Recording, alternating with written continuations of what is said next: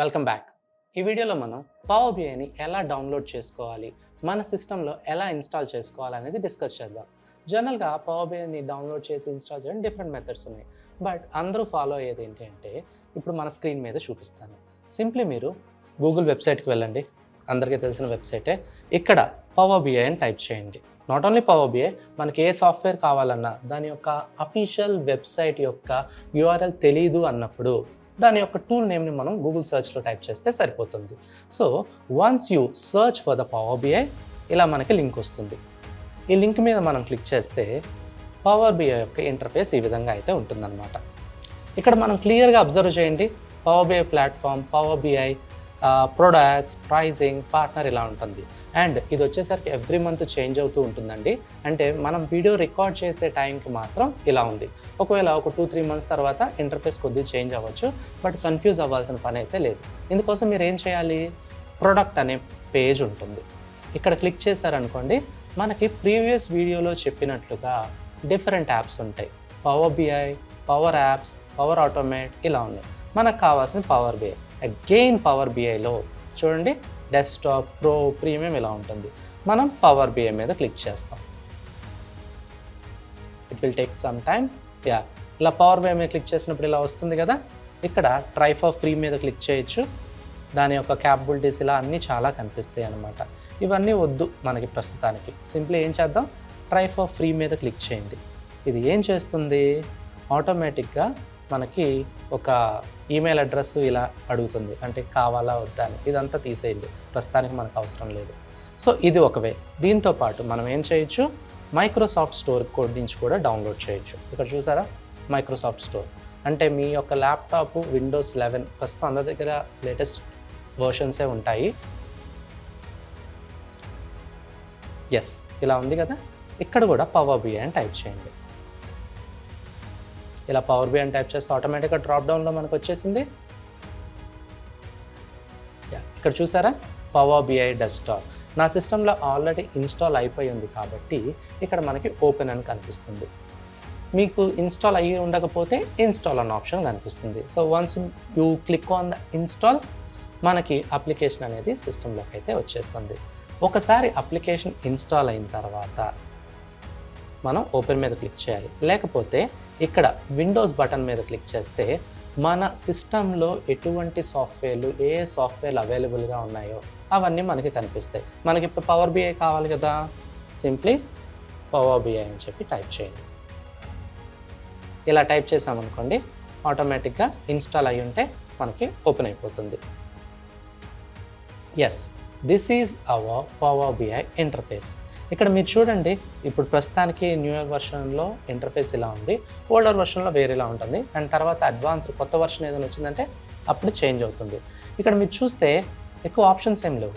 Home అనే option ఉంది, open అనే ఆప్షన్ ఉంది, వేరే సైన్ ఇన్, అదర్ ఆప్షన్స్ ఉన్నాయి. అండ్ తర్వాత నేను మీకు ఇవన్నీ మినిమైజ్ చేస్తాను. ఇక్కడ చూడండి, select data source or start with the blank report. అంటే మన దగ్గర ఆల్రెడీ డేటా ఉంది. ఆ డేటాని పవర్ బిఐలో ఓపెన్ చేయాలి అనుకుంటే Excel, SQL, learn with sample data ఇలా. అంటే ఒకవేళ మన దగ్గర ఏ డేటా లేదు, సో పవర్ బిఐ వాళ్ళు ఏం చేస్తారు, ఇక్కడే లర్న్ విత్ శాంపిల్ డేటా మీద క్లిక్ చేస్తే వాళ్ళు ఒక శాంపిల్ డేటా ద్వారా మనం ప్రాక్టీస్ అయితే చేయొచ్చు. లేదు నాకు బ్లాంక్ రిపోర్ట్ కావాలి, ఎలా ఉందో ఫ్రెష్గా కావాలి అనుకుంటే బ్లాంక్ రిపోర్ట్ మీద క్లిక్ చేయండి. సో ఇలా బ్లాంక్ రిపోర్ట్ మీద క్లిక్ చేసామనుకోండి, మనకి ఇంటర్ఫేస్ ఇలా ఉంటుందన్నమాట. ఇక్కడ మీరు చూడండి, పైన ఉన్న దాన్ని రిబ్బన్ అంటాం.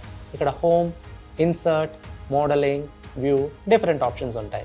ఇది ఏ ఆప్షన్ ఏంటనేది మనం డీప్గా తర్వాత డిస్కస్ చేసుకుందాం.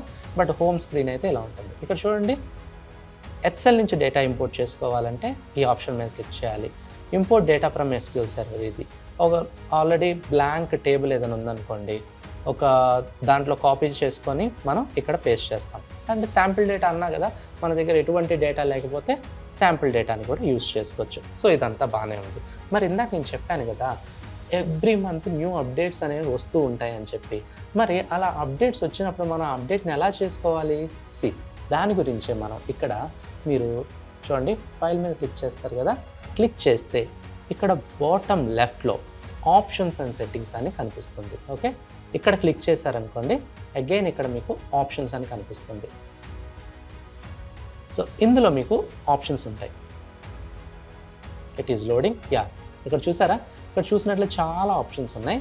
ఇందులో మీరు ప్రివ్యూ అండ్ ఫీచర్స్ ఇక్కడికి వెళ్ళినట్లయితే మనకి ఎటువంటి ఆప్షన్స్ అప్డేట్ అవ్వాలి అనేది చెక్ చేసుకున్నాం అనుకోండి, ఆటోమేటిక్గా అదే అవుతుంది. ఇక్కడ చూడండి, స్పానిష్ లాంగ్వేజ్ నాకు అవసరంలా, Q&A అవసరం లేదు, స్పార్కిల్స్, మెట్రిక్ విజువల్స్, ఇంకా చార్ట్స్, ఇలాంటి ప్రతిదీ కూడా నాకు అప్డేట్స్ కావాలి కాబట్టి అది చెక్ చేసుకున్నాను అనుకోండి, మన ల్యాప్టాప్ ఇంటర్నెట్కి కనెక్ట్ అయినప్పుడు ఆటోమేటిక్గా అప్డేట్ అయితే అయిపోతుంది.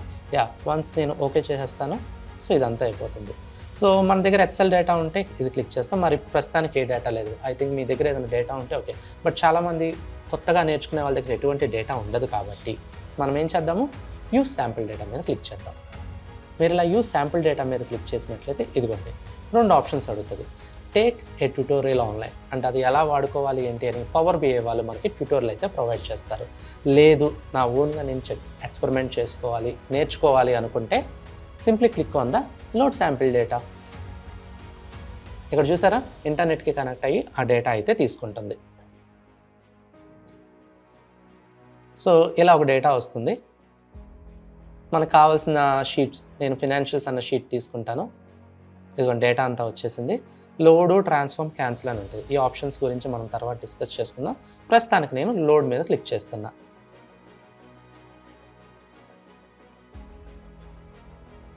డేటా సైజుని బట్టి మనకి లోడింగ్ టైం అయితే చేంజ్ అవుతూ ఉంటుంది. సో ఫైల్ సైజ్ చాలా హెవీ ఉంది. 700 రోస్, 1 కాదు 2 కాదు 700 రోస్ ఉన్నాయి, అందుకని అంత టైం పట్టింది. సో డేటా అయిపోయింది చూసారా, బిల్డ్ విజువల్స్. సో ఇవన్నీ ఎలా చేయాలని కమింగ్ వీడియోలో చూద్దాం. సో పవర్ BIని ఎలా డౌన్లోడ్ చేసుకోవాలో చూసారు కదా. సో వీడియో నచ్చినట్లయితే లైక్ చేసి కామెంట్ చేయండి. అప్కమింగ్ వీడియోస్ మిస్ అవ్వకుండా ఉండడానికి ఛానల్ని సబ్స్క్రైబ్ చేయండి.